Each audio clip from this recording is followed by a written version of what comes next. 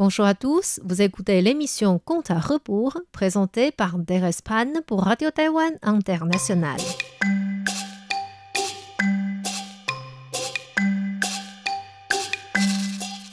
Les semaines précédentes, nous avons parlé d'un homme s'appelant Fan Jing qui avait enfin réussi l'examen du comté à l'âge de 54 ans, mais qui était devenu fou sous ce choc joyeux.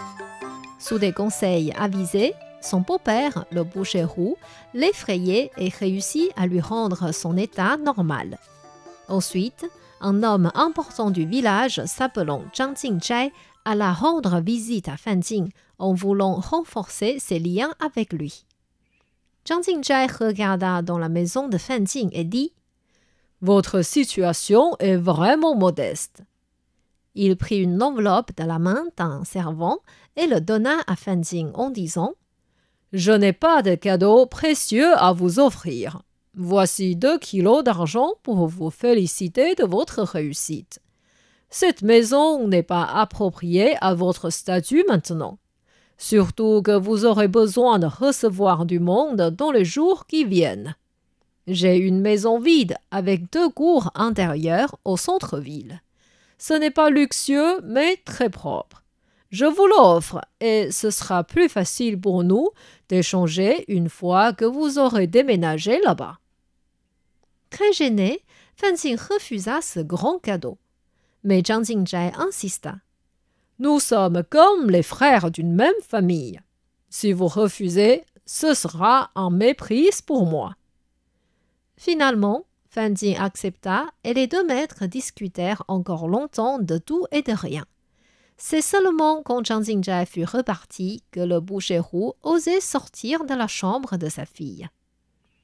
Fan Jing ouvrit l'enveloppe et vit que l'argent qu'elle contenait était de qualité pure. Il en donna 500 grammes au boucher roux en disant « C'est pour vous rembourser de l'argent que vous avez donné pour les messagers. »« Non, c'était pour vous faire cadeau. Vous n'avez pas besoin de me rembourser. » « J'ai encore ici une bonne somme. Si un jour je n'ai plus d'argent, je vous en emprunterai. » Avec sourire, le boucher ne refusa plus et prit l'argent en main en disant « D'accord, maintenant le maître Zhang est votre ami, vous ne manquerez plus d'argent. Il est mon client et il achète 3000 kilos de viande avec moi chaque année, même s'il n'y a pas de fête spéciale. Je crois qu'il a même plus d'argent que l'empereur. » Ensuite, il regarda sa fille et dit « Je suis venu avec de l'argent ce matin pour offrir à mon cher gendre, et ton frère ne le voulait pas. Je lui ai dit que le nouveau maître aurait tellement d'argent qu'il n'aurait même plus besoin d'une autre. Et voilà, j'avais bien raison. Je vais rentrer lui montrer cet argent et le corriger vivement. » Ainsi, le boucher roux mit l'argent dans sa poche et rentra joyeusement.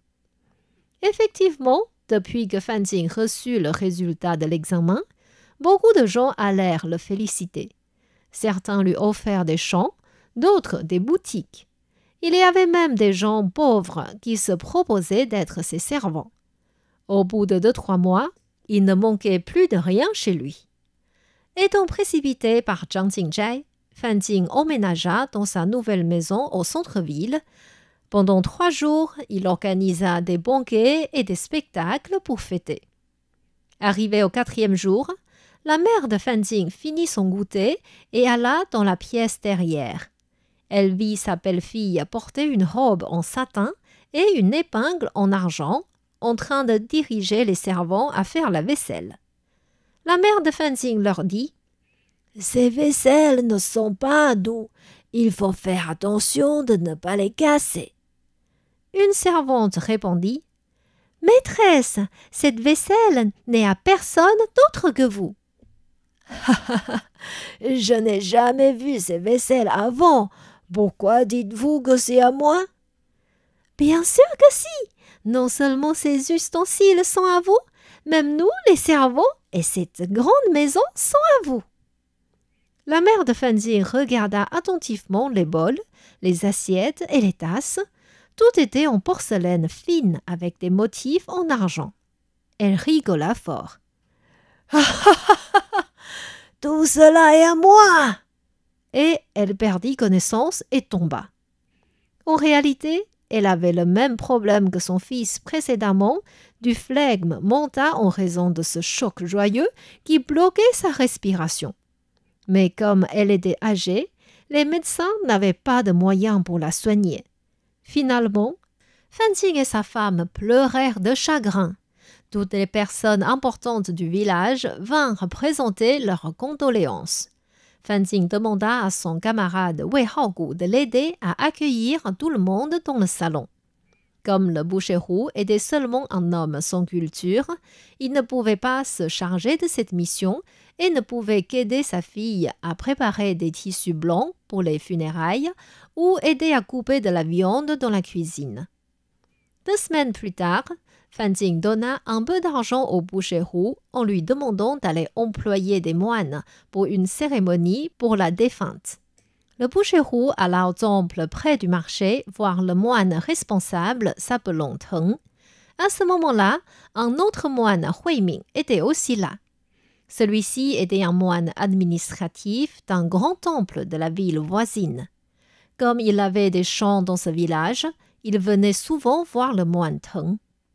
Le moine Teng dit au boucher roux: « Je me rappelle encore du jour où maître Fanting était tombé malade et s'est reposé devant ce temple. Heureusement qu'il retrouva la santé rapidement. Mais maintenant, c'est sa mère qui est partie. Vous devez être très occupé en raison de cet incident. Cela fait longtemps que je ne vous vois pas au marché. N'est-ce pas? Depuis que la mère de mon gendre est décédée, les gens importants viennent tous les jours chez eux. Je dois m'occuper d'un maître par-ci et d'un maître par-là, les accompagner pour manger et parler avec eux pour qu'ils ne s'ennuient pas. Ah, ce travail me fatigue beaucoup. J'aurais bien voulu me cacher quelque part pour me reposer, mais je ne voudrais pas que les hommes importants croyaient que notre famille ne se soutienne pas. Oh, tant pis pour moi. » Et le boucher roux demanda au moine Teng de se charger de la cérémonie. Stressé, le moine Teng pensait que sa capacité n'était pas suffisante pour atteindre le niveau du maître Fanting. Il demanda donc au moine Huiming d'organiser les moines du temple en ville pour cela. Le boucher roux donna ainsi l'argent au moine Huiming et celui-ci repartit vers la ville. Après avoir fait 500 mètres seulement, quelqu'un l'appela derrière lui. Le moine Huiming se retourna et vit que c'était un de ses métayers s'appelant He Meizhi. Celui-ci dit: « Maître Huiming, cela fait longtemps que vous n'êtes pas venu nous voir. Par quoi êtes-vous occupé? Je voulais aller chez vous il y a longtemps, mais la famille Zhang voulait le champ derrière ma maison sans vouloir me donner de prix. Je l'ai refusé plusieurs fois, et chaque fois que je viens dans ce village, il envoie un métayer pour me parler de cette affaire. C'est vraiment dérangeant. Parfois, il envoie même des gens au temple, en ville, pour me voir. Et à chaque fois, je prétendais d'être absent. Ne vous occupez pas de lui. Si vous êtes disponible, je vous invite à venir chez moi. L'alcool que nous avons fait l'autre jour est assez fermenté, et le jambon que nous avons accroché sur le four a déjà de la graisse coulée. Venez en partager avec nous. » Le moine Huiming en avait l'eau à la bouche et suivit He Meizhi jusqu'à chez lui. Le moine, He Meizhi et sa femme discutèrent tous les trois en mangeant et en buvant. Comme il faisait un peu chaud, le moine enleva une épaisseur et était comme torse nu.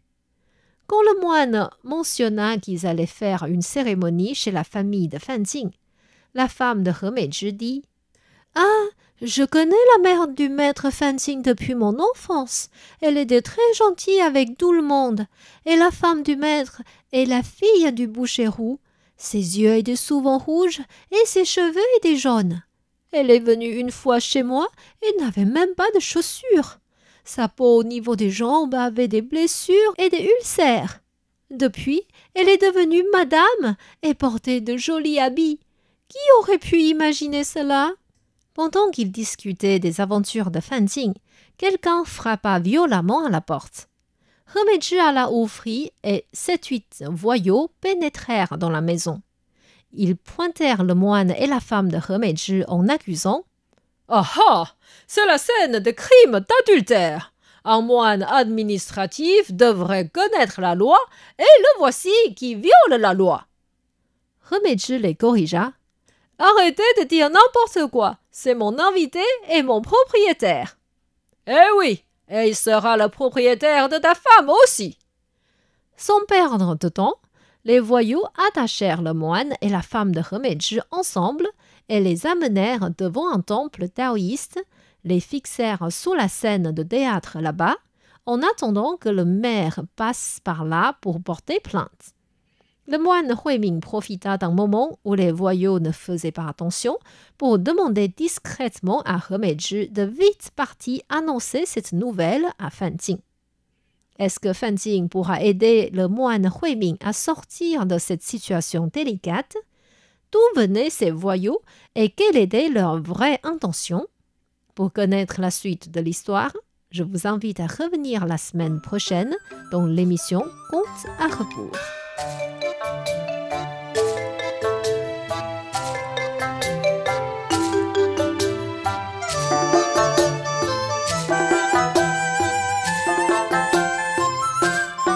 C'était Contes à rebours présenté par Thérèse Tan sur les ondes de RTI.